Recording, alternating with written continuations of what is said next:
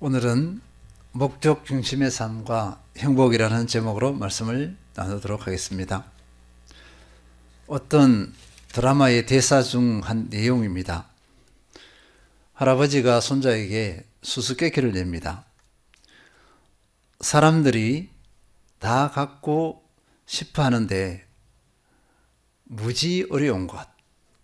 그 손자는 모르겠다고 답하는데요. 할아버지가 이렇게 답을 줍니다. 행복. 행복은 사람들이 다 갖고 싶어 합니다. 그런데 행복을 얻지 못합니다. 할아버지가 손자에게 이 질문을 한 그 배경을 보면요. 이 행복을 위해서 처절한 삶을 살았습니다. 자기가 할 수 있는 모든 것을 다 했습니다. 자신의 삶이 망가지고 다른 사람의 해악까지 끼쳤습니다. 그렇게 해서라도 행복을 얻으려고 했는데요. 그 행복을 얻지 못했습니다. 오히려 삶이 망가져 버렸습니다. 그렇다면 이 행복이 무엇일까? 어떻습니까? 개념이 잡히십니까? 행복이라는 개념은 굉장히 폭이 넓습니다. 그래서 이것이 행복이다 하기가 쉽지 않습니다. 사전에서는 생활에서 기쁨과 만족감을 느껴 흐뭇한 상태로 설명하고 있습니다. 많은 사람들이 행복을 궁극적인 인생의 목표로 잡고 이것을 추구합니다. 이 행복을 추구하는 것은요, 인간의 기본적인 권리로 봅니다. 대한민국 헌법에서도 행복 추구권을 보장하고 있습니다. 헌법 10조에 보면요. 모든 국민은 인간으로서의 존엄과 가치를 가지며 행복을 추구할 권리를 가진다. 국가는 개인이 가지는 불가침의 기본적 인권을 확인하고 이를 보장할 의무를 진다. 이렇게 분명히 밝히고 있습니다. 행복해지려 하는 것은 인간의 본성입니다. 그리고 누구나 이 행복을 누리려고 합니다. 그런데 행복이 왜 그렇게 어렵습니까? 주변에 행복에 기여하는 사람들이 얼마나 많은지 한번 확인해 보시기 바랍니다. 행복에 기여하는 사람보다는 불행하다 하는 사람들이 더 많을 거예요. 얼굴에 밝은 미소와 웃음기가 늘 머무는 사람이 얼마나 되는지 확인해 보시기 바랍니다. 이 행복에 대한 답, 왜 그렇게 어려운가에 대한 답은요, 행복을 무엇으로 얻으려 하는가, 무엇을 통해 행복을 얻으려 하는가를 보면은 그 답을 확인할 수 있습니다. 어떤 교수님의 강의 내용 몇 가지를 소개해 드리겠습니다. 삶을 잘 살아야 행복하다고 합니다. 행복해지는 영혼의 3대 영양소가 있습니다. 이 세 가지가 되면 행복하다고 합니다. 자유의 상태입니다. 우리가 무엇을 하든지 자발적으로 하면 행복합니다. 그런데 억지로 하면 행복하지 않습니다. 두 번째는요, 사람의 유능함입니다. 유능하다는 것이죠. 유능할 때 사람들의 반응이 어떻습니까? 인정을 해줍니다. 인정을 받으면 행복합니다. 못한다는 말을 듣는다. 또는 내가 열등감을 가질 때는 불행합니다. 사람들은요, 이 유능함을 나타내고 이 유능함으로 인해 인정을 받기 위해서 어떻게 하느냐면요, 목표를 세워놓고 열심히 그 목표를 이루려고 합니다. 그러면 사람들이 어떻게 하죠? 와, 대단하십니다. 실력이 있으십니다. 또는 능력이 있으십니다. 이런 반응을 해요. 그러면 그 사람을 그 소리를 듣고 행복해 합니다. 세 번째는요, 좋은 관계입니다. 믿을 만한 사람이 있는가 하는 것입니다. 내가 어려울 때 아무 조건 없이 나를 도와줄 수 있는 사람, 그런 사람이 있으면 행복하다는 것입니다. 관계를 절대로 무시할 수 없습니다. 좋은 관계일 때 에너지가 생깁니다. 행복은 이 세 가지를 지속적으로 공급받아야 가능하다고 합니다. 그리고 세부적인 몇 가지를 추가했습니다. 사랑을 느끼는 순간 행복하다. 이 최고의 행복이라고 해요. 무엇에 대한 관심이 있다. 그러면 그 관심이 행복입니다. 무엇을 추구하는 것이 있을 때 행복하다고 합니다. 그리고 무엇을 얘기했냐면요. 운동과 산책을 금연했습니다. 이 운동과 산책은 소소한 것인데 많은 행복을 준다고 해요. 반면에 우리가 TV를 보거나 또는 SNS를 합니다. 또는 문자를 보냅니다. 여기 시간을 많이 보냈는데 TV나 SNS 문자는요. 운동 또는 걷기보다는 행복감이 떨어진다고 합니다. 그래서 이것보다는 운동을 하라고 이렇게 고민하고 있습니다. 여기에 또 하나가 있습니다. 또 하나가 뭐냐면요. 행복을 주는 가장 강력한 요소가 있는데 요즘 우리에게 많이 나타나는 현상인데요. 행복을 위한 그 점수를 매기는 게 조사표가 있는데요. 특별하게 툭 올라가 있는 게 한 가지가 있어요. 이것이 무엇인지 아십니까? 누구나 다 알고 있는 거예요. 알 거예요. 그것이 무엇이냐면요. 여행입니다. 여행이 왜 행복을 주느냐 보니까요. 누구나 일상에서 벗어나고 싶은 마음이 있대요. 벗어나서 자유를 만끽하잖아요. 새로운 세계를 보잖아요. 여기서 행복을 누릴 수 있다고 합니다. 그런데 이 여행을 하기 위해서는 시간과 물질이 들어갑니다. 시간과 물질이 없으면 여행을 하지 못합니다. 그런데 우리 시대는 이런 재정적인 것이 충족되니까 마음껏 여행을 해요. 여행하는 사람들이 많아졌다는 것입니다. 근데 만약에 여행하기 위한 시간과 돈이 부족하다면 그것을 세이브하라는 거예요. 무엇이냐면 TV라든지 이런 거 있잖아요. 이런 데 시간 허비하는 것을 줄여서 이쪽으로 돌리는 겁니다. 행복을 덜 주는 그 시간 사용을 줄여서 행복하게 하는 시간으로 돌려서 그 행복한 시간에 투자라는 것입니다. 상당히 일리가 있습니다. 그러면 그리스도인은 무엇으로 행복하는가 이것입니다. 요한복음 10장 9절 내가 문이니 누구든지 나로 말미암아 들어가면 구원을 받고 또는 들어가며 나오며 꼴을 얻으리라. 예수님께서는 자신을 문이라고 했습니다. 이 문은 구원의 문을 의미합니다. 그리고 이 구원의 문은요 유일합니다. 요한복음 14장 6절 예수께서 이르시되 내가 곧 길이요 진리요 생명이니 나로 말미암지 않고는 아버지께로 올 자가 없느니라. 오직 예수님밖에 구원의 문이 없습니다. 유일한 구원의 문입니다. 이 구원의 문을 누가 통과해서 구원을 얻을 수 있는가?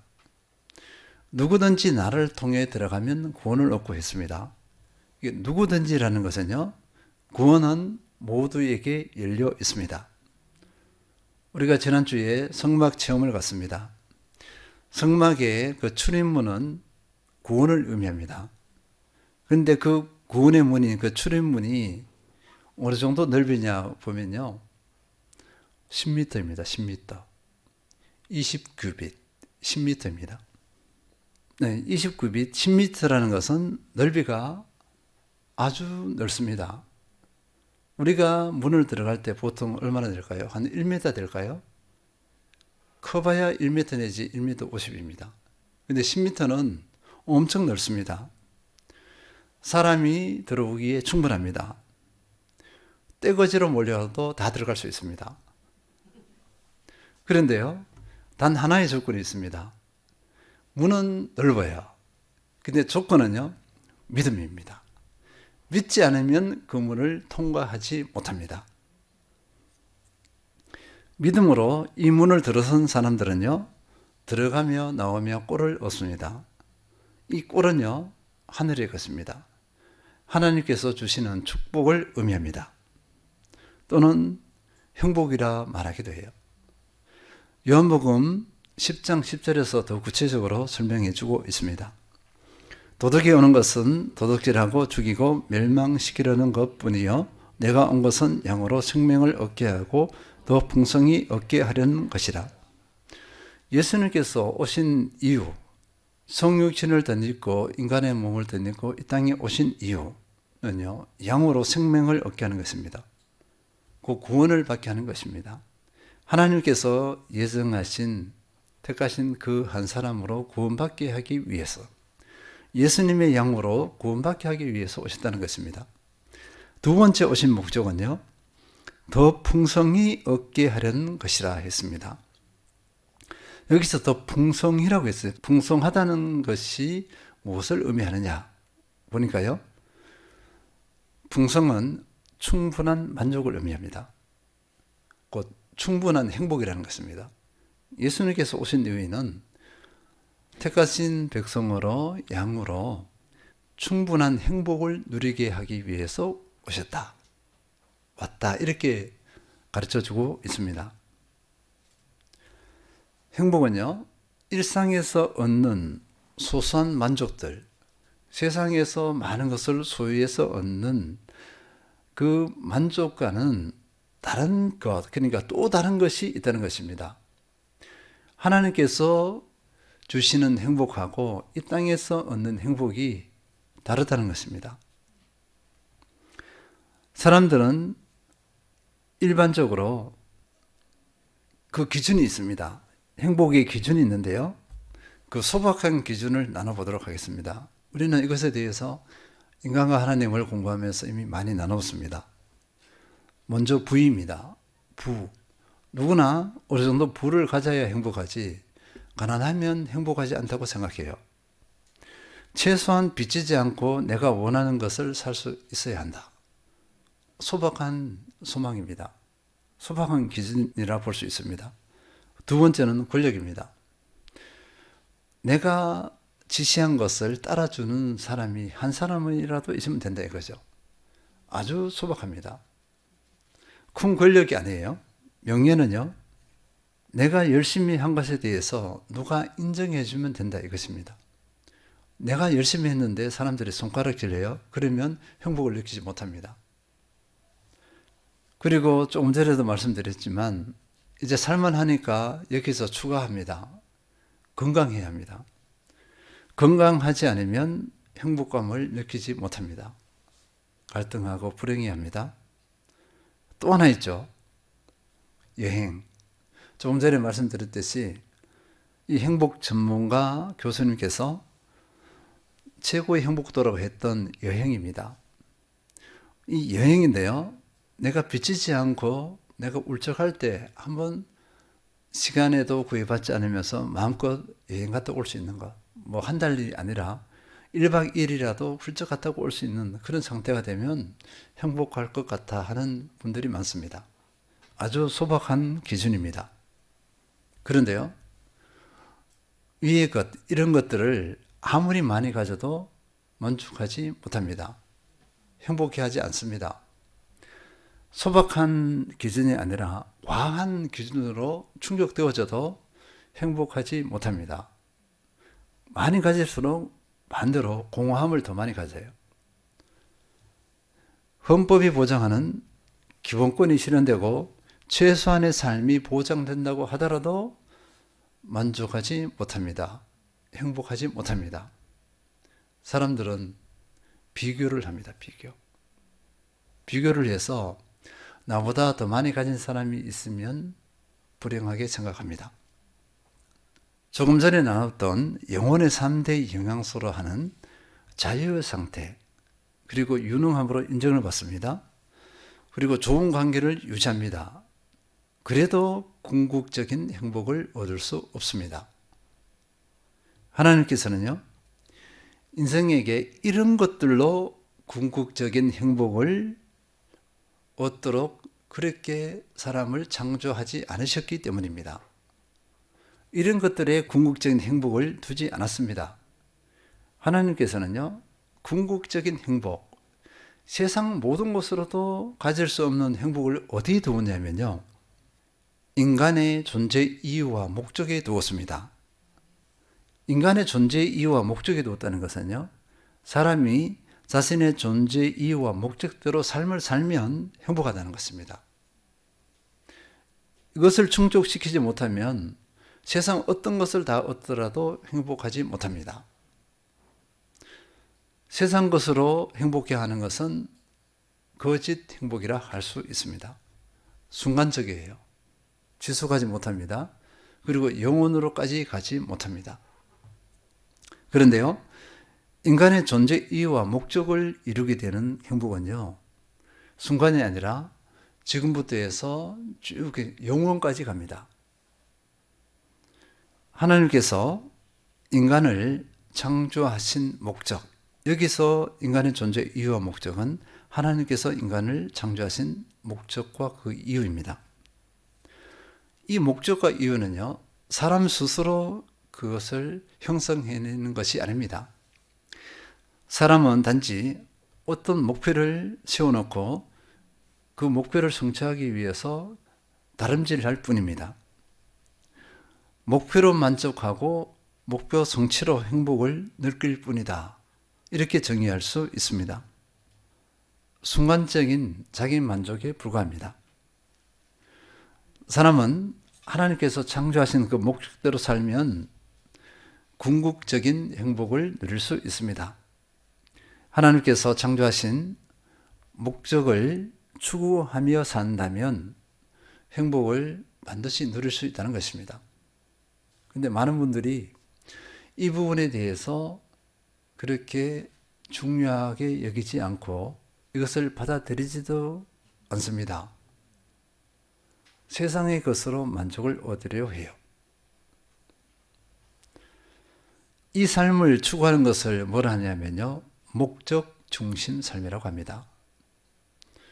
내가 원하는 것을 모두 이뤄도 온천을 얻어도 하나님의 목적에서 벗어난 삶은 불행한 삶이 됩니다. 하나님께서 그렇게 창조하셨기 때문에 그렇습니다. 하나님의 창조라고 했습니다. 하나님께서 절대 주권적으로 하나님의 법칙으로 하나님과의 관계 속에서 인간의 존재 이유와 목적 가운데 궁극적인 행복을 두었습니다. 그렇다면 사람이 이것을 깨뜨릴 수 없습니다. 하나님이 이 법칙을 지켜야 행복을 얻을 수 있습니다. 그러면 그리스도인의 존재 이유와 목적이 무엇인가? 첫 번째는요, 하나님과의 관계입니다. 창세기 1장 27절, 하나님이 자기 형상 곧 하나님의 형상대로 사람을 창조하시되 남자와 여자를 창조하시고, 모든 피조물 중에 인간만이 하나님의 형상대로 창조되었습니다. 하나님의 형상은요, 그 얼굴을 의미하지 않습니다. 우리가 하나님의 성품, 하나님의 속성이라고 이미 공부를 했습니다. 왜 하나님께서 인간을 하나님의 성품, 하나님의 속성대로 창조하셨는가? 하나님께서는요, 인간을 사랑하시고 우리 사람과 인격적인 교제를 나누기를 원하셨습니다. 사랑의 교제를 나누기를 원하셨습니다. 하나님의 성품, 그 속성이 아니고서는 하나님과 교제를 나눌 수 없습니다. 전인격적인 교제를 나눌 수 없어요. 그리고 하나님께서는 이 교제 가운데 궁극적인 행복을 두셨습니다. 궁극적인 행복, 진정한 행복을 얻기 위해서는 이 교제로 나아가야 합니다. 하나님과의 관계가 회복되어져야 합니다. 하나님과의 관계가 깨어진 사람은 행복을 얻을 수 없습니다. 고린도전서 1장 9절, 너희를 불러 그의 아들 예수 그리스도 우리 주와 더불어 교제하게 하시는 하나님은 미쁘시도다. 하나님께서는 예수 그리스도와의 교제를 위해서 독생자 예수님을 이 땅에 보내셨어요. 조금 전에 창세기 말씀에서는 하나님과의 교제입니다. 근데 신약에서는 예수님과 교제를 표현하고 있어요. 우리 인간이 예수님과의 교제를 형성하게 되어지면 그 가운데서 행복을 누릴 수 있습니다. 이 행복은 하나님과의 관계에서 얻는 궁극적인 행복과 같습니다. 예수님께서 이 땅에 오신 목적도 이 교제를 허락하기 위해서 그렇습니다. 이 교제가 가능하게 하도록 하기 위해서 인간의 몸을 덧입고 오셨고 십자가에 못 박혀 죽으셨습니다. 그리고 예수 그리스도의 죽으심과 부활을 믿는 사람에게 구원을 허락해 주셨고 예수님과 교제할 수 있는 은혜가 덧입혀졌습니다. 이 교제는 사랑의 교제입니다. 예수 그리스도와의 사랑의 교제 안에서 궁극적인 행복을 얻을 수 있다. 이것이 하나님의 뜻과 계획입니다. 그리고 창조의 원리입니다. 그리고 하나님께서는요, 이 부르신 백성들, 택하신 백성들을 특별하게 여기십니다. 이사야서 43장 1절 야곱아 너를 창조하신 여호와께서 지금 말씀하시느니라. 이스라엘아 너를 지으신 이가 말씀하시느니라. 너는 두려워하지 말라. 내가 너를 구속하였고 내가 너를 지명하여 불렀나니 너는 내 것이라. 여기서 이스라엘을 나라 보면 됩니다. 이스라엘 대신에 자기 이름을 넣으면 되겠습니다. 내가 너를 구원하였고 내가 너를 지명하여 불렀나니 내가 조규봉을 구원하였고 내가 조규봉을 지명하여 불렀나니 이렇게 했습니다. 나의 이름을 부르면서 불렀다는 것은요, 나를 개인적으로 부르신 것입니다. 나 한 사람에게 관심을 가지시고 나 한 사람을 사랑하신다는 것입니다. 그리고 너는 내 것이라고 말씀하셨어요. 내 것이라는 것은요, 하나님의 소유, 예수 그리스도의 소유가 된다는 것입니다. 얼마나 감격인지 모릅니다. 내가 무엇이 간데 하나님께서 나를 이렇게 존귀히 여기십니까? 이렇게 질문할 수 있어요. 그 밑에 구절 보면요, 이사야서 43장 4절에서는요, 더 구체적으로 표현하고 있습니다. 내가 내 눈에 보배롭고 존귀하며 내가 너를 사랑하였은즉 내가 내 대신 사람들을 내어주며 백성들이 내 생명을 대신하리니. 전반절을 보면요, 내가 내 눈에 보배롭고 내가 하나님의 눈에, 예수 그리스도의 눈에 보배롭고 존귀하다 이렇게 말씀하셨어요. 세상에 누가 나를 보배롭고 존귀하게 여기십니까? 부모님은 그렇게 할 거예요. 우리 인생의 부모님 외에는 나를 보배롭고 존귀히 여기는 분들이 거의 없다 해도 과언이 아닐 것입니다. 부부 가운데 남편 또는 아내가 배우자를 향해서 그렇게 생각할 수도 있겠죠. 근데 사랑이 뿅뿅할 때, 그때 그렇죠. 여기 찍어드리면은 이 왼수 이렇게 합니다. 하나님께서는 존귀하게 여기고 내가 너를 사랑하였으면 좋겠습니다. 나를 어떻게 한다는 거죠? 지극히 사랑한다는 것입니다. 다시 확인합니다. 감격입니다. 감격. 그리스도인은 이런 존재입니다. 신약에서는 어떻게 표현할까요? 베드로전서 2장 9절 그러나 너희는 택하신 족속이요 왕같은 제사장들이요 거룩한 나라요 그의 소유가 된 백성이니 이는 너희를 어두운 데서 불러내어 그의 기이한 빛에 들어가게 하신 이의 아름다운 덕을 선포하게 하려 하심이라. 그리스도인은 하나님의 택하신 족속, 하나님의 왕같은 제사장, 거룩한 나라, 하나님의 소유된 백성입니다. 이거보다 더 특별한 대우가 있을까요? 최고의 대우를 받고 있습니다.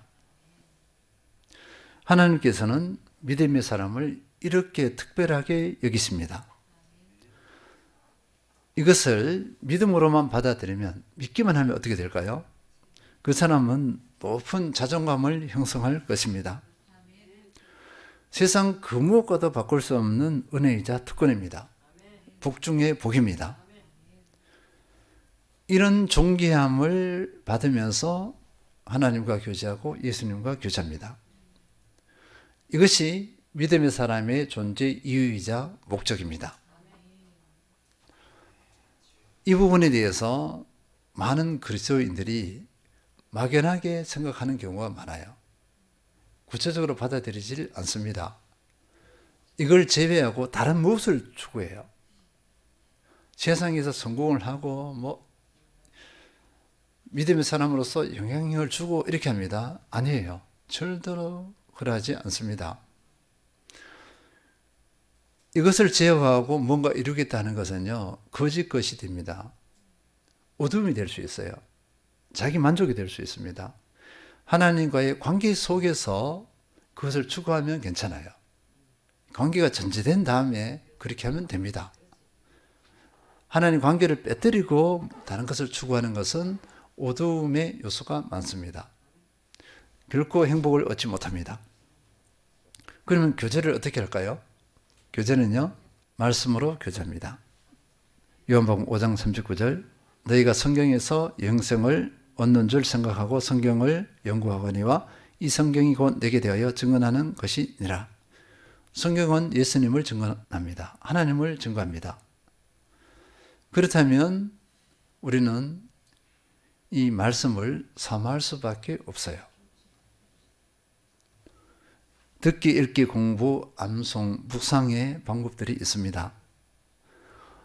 이런 말씀 섭취를 통해서 기쁨과 행복을 얻습니다. 두 번째는 기도로 교제합니다. 기도는 영혼의 호흡이고 예수 그리스도와의 교제를 의미합니다.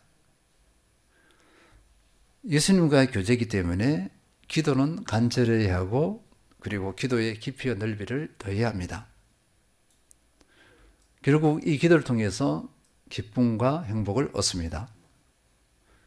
다음으로는요, 예배로 교제합니다. 하나님을 인정하고 높여드리는 것이 예배예요. 이 예배를 드릴 때 하나님과의 바른 관계를 형성한 사람은 기쁩니다. 이 가운데서 행복을 얻습니다. 예배하는 것이 기쁩니다. 예배하는 것이 행복입니다. 이렇게 고백하는 사람들을 많이 봐요. 우리도 그렇게 고백해야 될 줄 믿습니다. 요한복음 15장 4, 5절, 내 안에 거하라 나도 너희 안에 거하리라. 가지가 포도나무에 붙어 있지 아니하면 스스로 열매를 맺을 수 없음 같이 너희도 내 안에 있지 않으면 그러하리라. 나는 포도나무요 너희는 가지라. 그가 내 안에 내가 그 안에 거하면 사람이 많은 열매를 맺나니 나를 떠나서는 너희가 아무것도 할 수 없음이라. 하나님과의 관계, 예수 그리스도의 관계, 나와의 관계를 어떻게 표현했냐면요, 포도나무 비유를 통해서 가르쳐주고 있습니다. 예수님께 붙어 있어야, 예수님과 하나가 되어야 열매를 맺을 수 있다고 했습니다. 삶의 열매, 영적인 열매를 의미합니다. 이 관계 안에서 열매를 맺으면서 그리스도인은 행복할 수 있습니다. 이 교제를 통해 다시 한번 확인할 수 있는 것은요, 열등감이 깨트려집니다. 모든 사람은 열등감 가운데 있어요. 왜냐하면 인간의 범죄로 인해서 모든 사람은 부족함이 있습니다. 부족함이 있기 때문에 누구나 열등감을 가지게 되어 있어요. 그런데요, 이 주님과 교제 가운데 나가면 세상 가치, 세상 기준이 깨트려집니다. 세상에 눌려있는 열등감이 깨트려집니다. 대신에 주님과의 교제 가운데서 행복을 느낄 수 있어요. 그리고 자존감이 높아지죠. 열등감이 들어설 자리가 없습니다. 이렇게 하나님과의 관계가 단단하고 자신의 특별함을 알 때 사람과의 관계에도 승리합니다.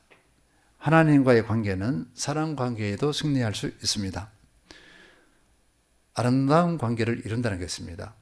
다른 사람과 비교하지 않습니다. 비교는요, 꼭 시기 질투가 발생합니다. 비교하지 않으니까 시기 질투하지 않아요.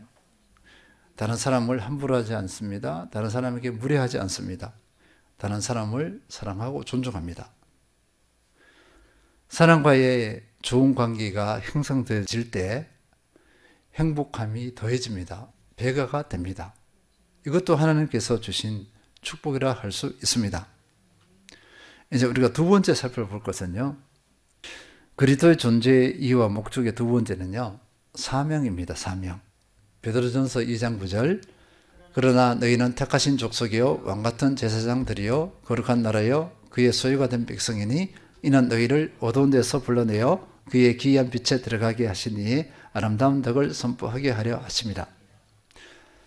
그리스도인을 특별한 존재로 이렇게 설명해 주셨어요. 하나님께서 우리를 특별한 존재로 갑니다. 그런데 왜 그렇게 했냐니까요. 하반절 읽어보겠습니다. 이는 너희를 어두운 데서 불러내어 그의 기이한 빛에 들어가게 하신 이에 아름다운 덕을 선포하게 하려 하심이라. 예수 그리스도의 아름다운 덕을 선포하게 하려고 우리를 부르셨어요. 이것을 가지고 사명이라고 합니다. 사명. 이 사명인데 어떤 사명이냐면요. 아름다운 덕을 선전한다는 것은 예수 그리스도의 아름다운 덕, 복음입니다. 복음을 전해서 생명을 살리는 것입니다. 먼저 살리는 것. 예수 그리스도를 증거해서 생명을 살리는 것이 사명이에요. 이 사명을 추구할 때 행복합니다. 이 사명을 놓쳐버리면 행복하지 못해요. 주님과의 교제 가운데서 50% 행복이 얻어졌다면 마지막 50%는 이 사명에 충실할 때 50%가 덧입혀집니다. 그래서 온전한 행복을 누릴 수 있어요. 사명을 놓칠 때 그리스도의 관계 안에서 행복해 이렇게 합니다. 이런 분은 뭐라 그런지 아세요? 자기중심. 행복이 자기 안에 갇혀버려요. 행복이 흘러가서 다른 얘기도 전해져야 되는데 다른 사람도 누리게 해야 되는데 관계 안에서 나 행복해. 기도가 행복해요. 말씀 보니까 너무 행복해요. 그러잖아요. 그런데 증거하지 않아요. 그러면 그 행복은 내 안에 갇혀 있습니다. 행복은 배가 되지는 않아요. 보통 이런 분들이 그 행복은요, 얼마 있지 않아 썩습니다. 갇혀있으면 썩거든요. 마태복음 28장 19절에서 20절. 그러므로 너희는 가서 모든 민족을 제자로 삼아 아버지와 아들과 성령의 이름으로 죄를 베풀고 내가 너희에게 분부한 모든 것을 가르쳐 지키게 하라. 볼지어다 내가 세상 끝날까지 너희와 항상 함께 있으리라 하시니라. 이제 살리는 것, 증거하는 것에 대해서 사명을 주셨잖아요. 근데 여기에 그치지 않습니다. 내가 믿음 안에서 양육과 훈련을 잘 받아서 겸비되어지면, 성장하게 되어지면 다른 사람을 제자로 삼는 데 있습니다. 다른 사람을 살리는 것뿐만 아니라 세우는 데 쓰임받을 수 있어요. 이거는 세우는 사명입니다. 사람을 살리고 세우는 한명이 했잖아요. 살리는 사명, 세우는 사명 두 가지를 다 감당할 수 있습니다. 이것은 스스로 할 수가 없어요. 양육과 훈련의 과정을 거쳐야 가능합니다. 한국 교회에서 다른 사람을 살리고 세울 수 있는 사람은 많지 않아요. 살리는 것까지는 합니다. 전도는 하지만 그 사람을 세우는 데까지 할 수 있는 사람은 많지 않아요. 그래서 우리는 여기까지 겸비하는 것이 중요하다 할 수 있습니다. 정말 가치 있는 삶이에요. 정말 의미 있는 삶이라 할 수 있습니다. 마태복음 6장 33절. 그런즉 너희는 먼저 그의 나라와 그의 의를 구하라. 그리하면 이 모든 것을 너희에게 더하시리라. 너희는 먼저 그의 나라와 그의 의를 구하라. 이 내용을요 이렇게 하면 됩니다. 살리고 세우는 것. 살리고 세우는 것을 먼저 그의 나라와 의를 구하는 것으로 같은 이꼴로 봐도 됩니다. 거의 같은 의미라 할 수 있어요. 그런데 이 살리고 세우는 것을 어떻게 하라는 거죠? 먼저라고 했습니다. 삶의 우선순위가 되어야 한다는 것입니다. 그러면 이렇게 질문할 수 있어요. 직장은 어떻게 하고요? 하잖아요. 가정은 어떻게 하고요?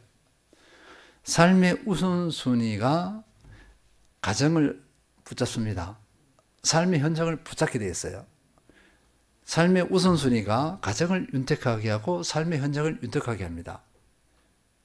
이렇게 받아들여야지 이분법으로 분리시켜서 생각하면 안 됩니다. 왜냐하면 가정이 파송의 자리이고 삶의 현장도 파송의 자리입니다.